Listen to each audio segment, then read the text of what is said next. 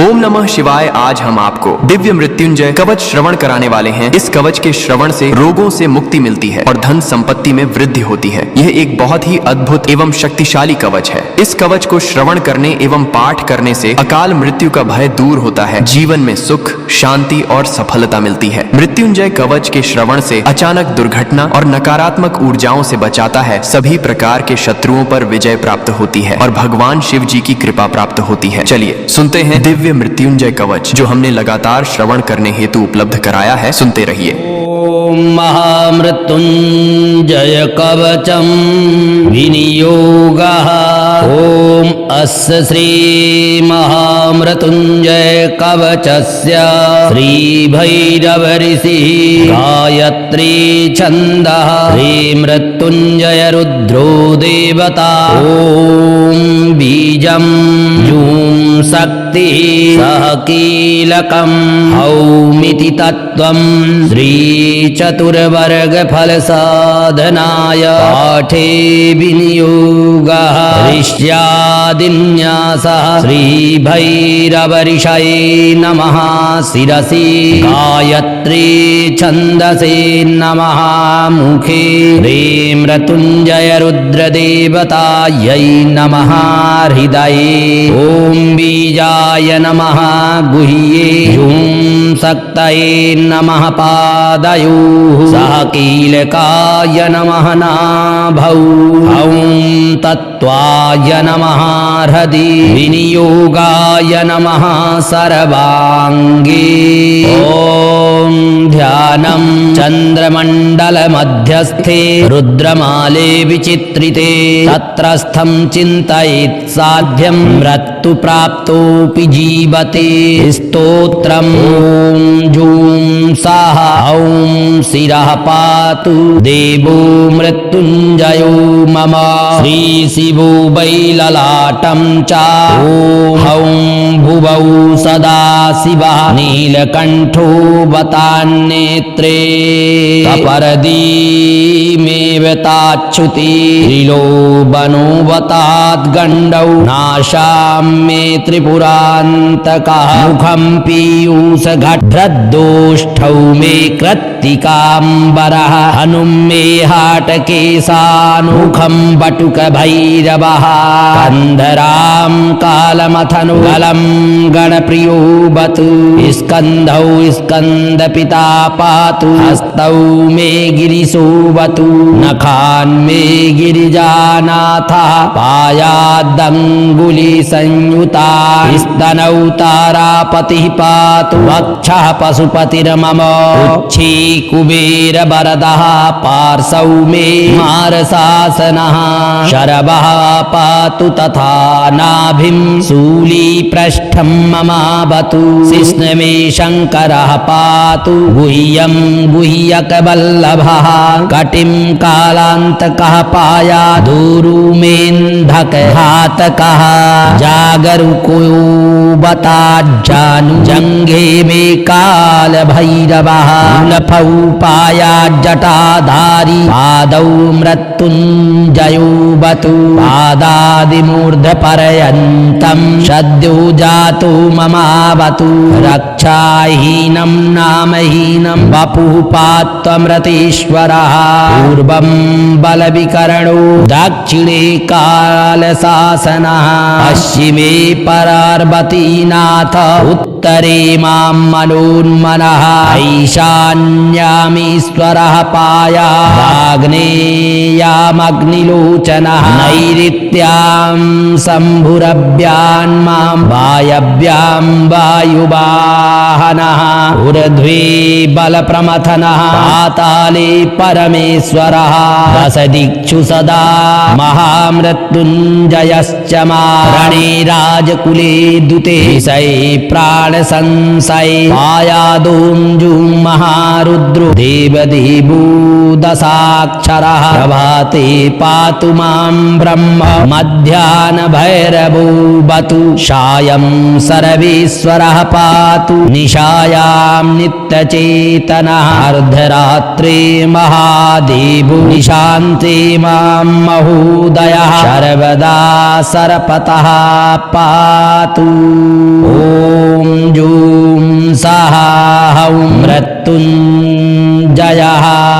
फलश्रुति इतीदं कवचं पुण्यं त्रिषु लोकेषु दुर्लभं सर्वमन्त्रमयं गुह्यं सर्वतन्त्रेषु गोपितं पुण्यं पुण्यप्रदं दिव्यं देवदेवाधिदैवतं य इदं च पठेन्मन्त्रं कवचं वाचयेत्ततः तस्य हस्ते महादेवी त्र्यम्बकस्याष्टसिद्धयः रणे धृत्वा चरेद् युद्धं हत्वा शत्रून् जयं लभे जयं कृत्वा ग्रहं देवी स प्राप्स्यति सुखं पुनः महाभये महारोगे महामारी भये तथा दुर्भिक्षे शत्रुसंहारे पठेत् कवचमादरात् इति महामृत्युञ्जय कवचं सम्पूर्णम्। ॐ महामृत्युञ्जय कवचं विनियोगः।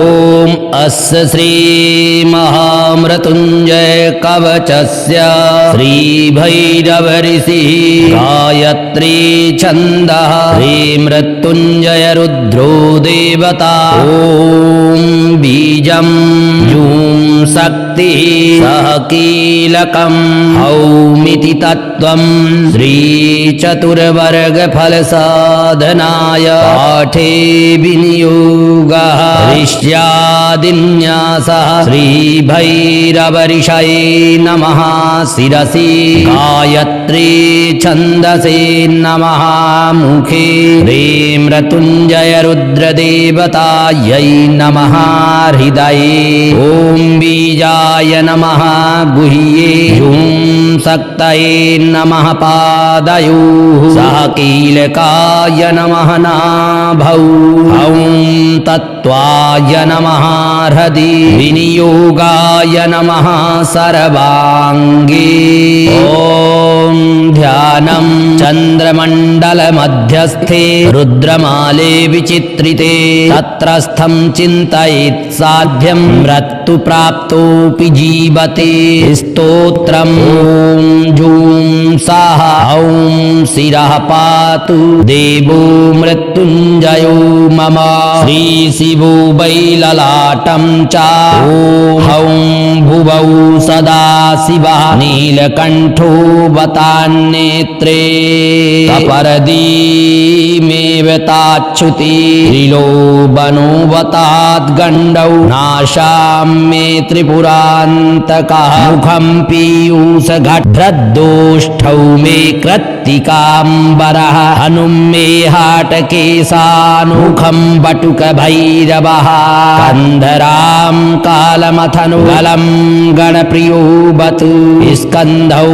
स्कन्दपिता पातु हस्तौ मे गिरिशोऽवतु नखान्मे गिरिजानाथः पायादङ्गुलिसंयुता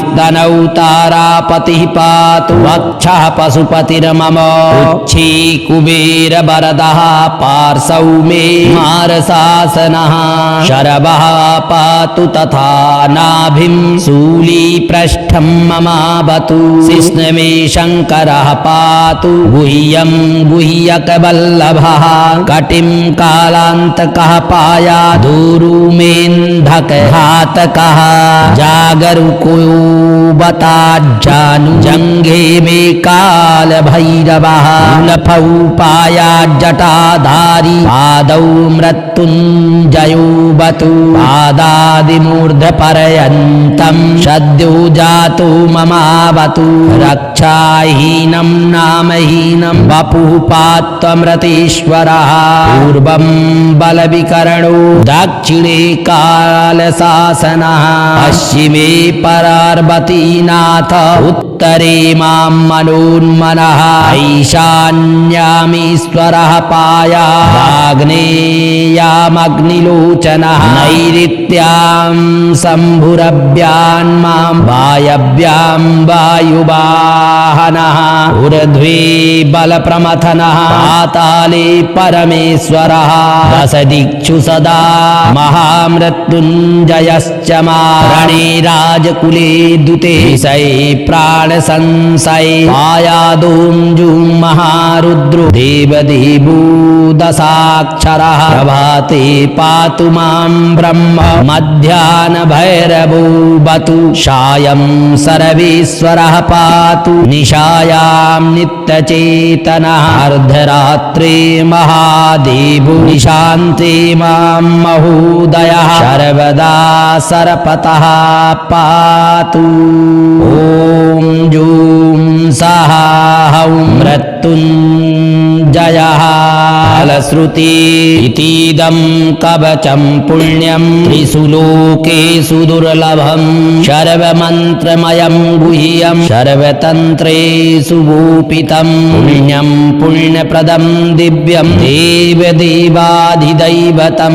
य इदं च पठेन्मन्त्रं कवचं वाचयेत्ततः तस्य हस्ते महादेवी त्र्यम्बकस्याष्टसिद्धयः रणे धृत्वा चरेद् युद्धं हत्वा शत्रून् जयं लभे जयं कृत्वा ग्रहं देवी स प्राप्स्यति सुखं पुनः महाभये महारोगे महामारी भये तथा दुर्भिक्षे शत्रुसंहारे पठेत् कवचमादरात् इति महामृत्युञ्जय कवचं सम्पूर्णम्। ॐ महामृत्युञ्जय कवचं विनियोगः।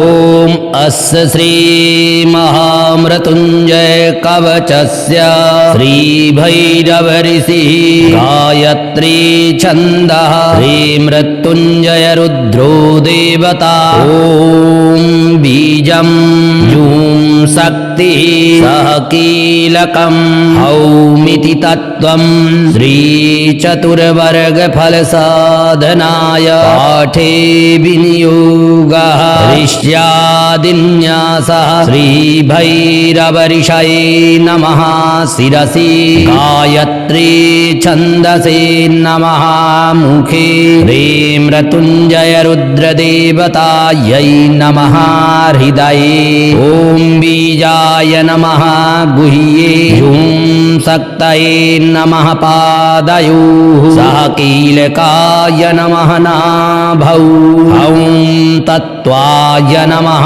हृदि विनियोगाय नमः सर्वाङ्गे ॐ ध्यानं चन्द्रमण्डलमध्यस्थे रुद्रमाले विचित्रिते तत्रस्थं चिन्तयेत् साध्यं मृत्युप्राप्तोऽपि जीवते स्तोत्रम् ॐ जूं सः ॐ शिरः पातु देवो मृत्युञ्जयो मम श्रीशिवो वैललाटं च ॐ भुवौ सदा शिवः नीलकण्ठो वतान्नेत्रे कपर्दीमेव ताच्छुति त्रिलोबनो वताद्गण्डौ नाशां मे त्रिपुरान्तकः मुखं पीयूषघटभ्रदोष्ठौ मे कृत्तिकाम्बरः हनुं मे हाटकेशानुमुखं बटुकभैरवः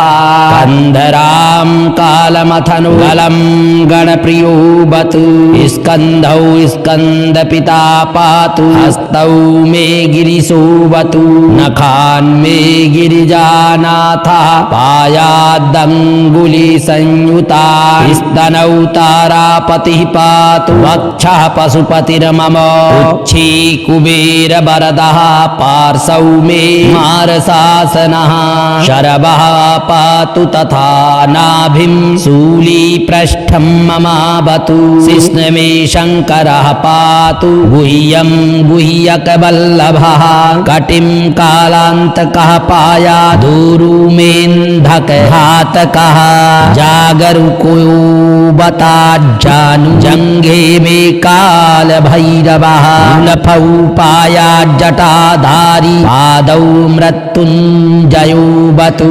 पादादिमूर्धपर्यन्तं सद्यो जातो ममावतु रक्षाहीनं नामहीनं वपुः पात्वमृतेश्वरः पूर्वं बलविकरणो दक्षिणे कालशासनः पश्चिमे परार्वतीनाथ उत्तरे मां मनोन्मनः ईशान्यामीश्वरः पाया आग्नेयामग्निलोचनः नैऋत्यां शम्भुरभ्यान्मां वायव्यां वायुवाहनः ऊर्ध्वे बलप्रमथनः पाताले परमेश्वरः दशदिक्षु सदा महामृत्युञ्जयश्च रणे राजकुले दुते विषये प्राणसंशये आयादों जूं महारुद्रो देवदेवो दशाक्षरः प्रभाते पातु मां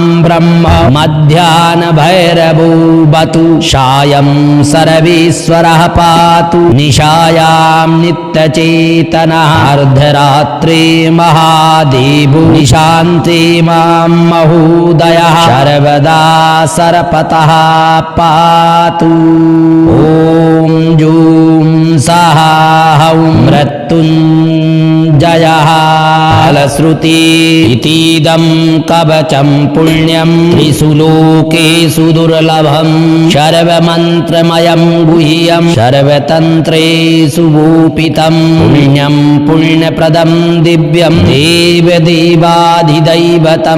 यैदं च पठेन्मन्त्रं कवचं वाचयेत्ततः तस्य हस्ते महादेवी त्र्यम्बकस्याष्टसिद्धयः रणे धृत्वा चरेद्युद्धं हत्वा शत्रून् जयं लभे जयं कृत्वा ग्रहं देवी स प्राप्स्यति सुखं पुनः महाभये महारोगे महामारी भये तथा दुर्भिक्षे शत्रुसंहारे पठेत् कवचमादरात् इति महामृत्युञ्जय कवचं सम्पूर्णम्। ॐ महामृत्युञ्जय कवचं विनियोगः। ॐ अस्य श्री महामृत्युञ्जय कवचस्य श्रीभैरव ऋषिः गायत्री छन्दः श्रीमृत्युञ्जय रुद्रो देवता। ॐ बीजं जूं शक्तिः सह कीलकं हौमिति तत्त्वं श्रीचतुर्वर्गफलसाधनाय पाठे विनियोगः ऋष्यादिन्यासः श्रीभैरवऋषये नमः शिरसि गायत्री छन्दसे नमः मुखे श्रीमृत्युञ्जय रुद्रदेवतायै नमः हृदये ॐ बीजाय नमः गुह्ये जूं शक्तये नमः पादयोः सह कीलकाय नमः नाभौ ॐ तत्त्वाय नमः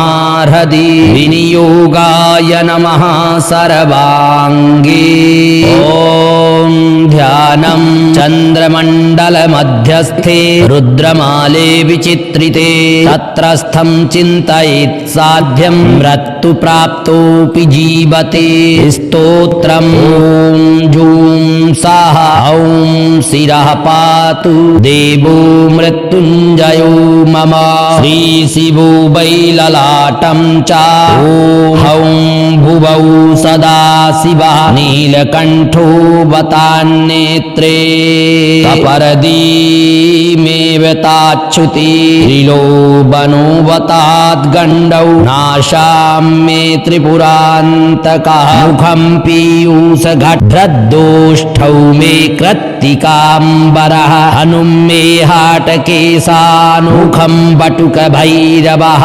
कन्धरां कालमथनुगलं गणप्रियो बतु स्कन्धौ स्कन्दपिता पातु हस्तौ मे गिरिशोऽवतु नखान्मे गिरिजानाथः पायादङ्गुलिसंयुता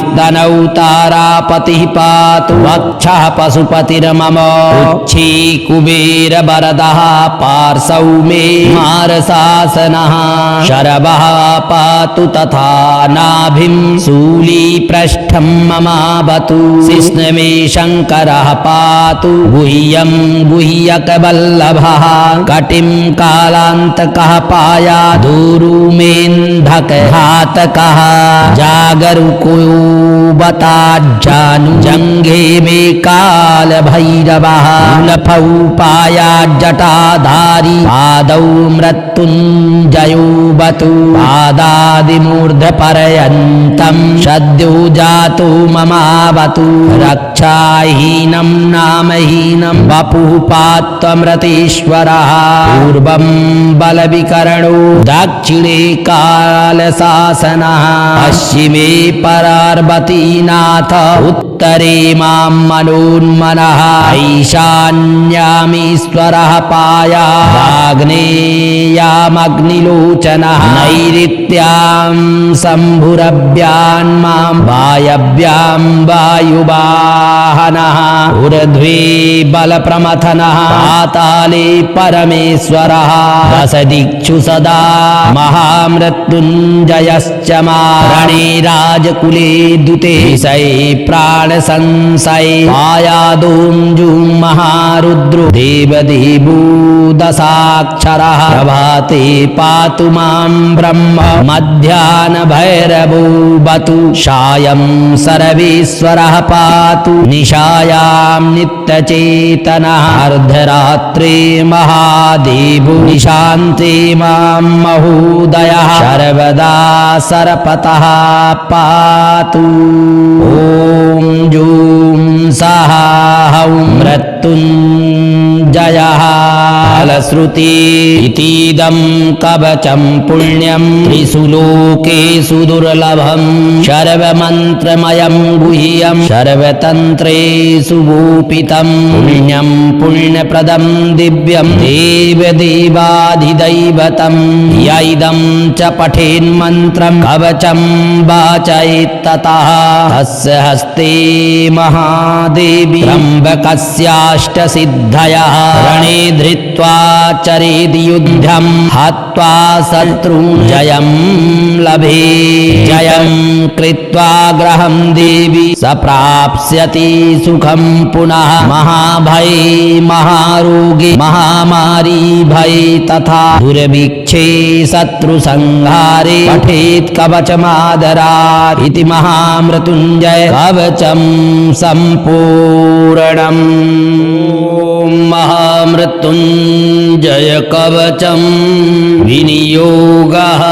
ॐ अस्य श्री महामृत्युञ्जय कवचस्य श्रीभैरव ऋषिः गायत्री छन्दः श्रीमृत्युञ्जय रुद्रो देवता। ॐ बीजं जूं शक्तिः सह कीलकं हौमिति तत्त्वं श्रीचतुर्वर्गफलसाधनाय पाठे विनियोगः ऋष्यादिन्यासः श्रीभैरवऋषये नमः शिरसि गायत्री छन्दसे नमः मुखे श्रीमृत्युञ्जय रुद्रदेवतायै नमः हृदये ॐ बीजाय नमः गुह्ये ॐ शक्तये नमः पादयोः सह कीलकाय नमः नाभौ ॐ तत्त्वाय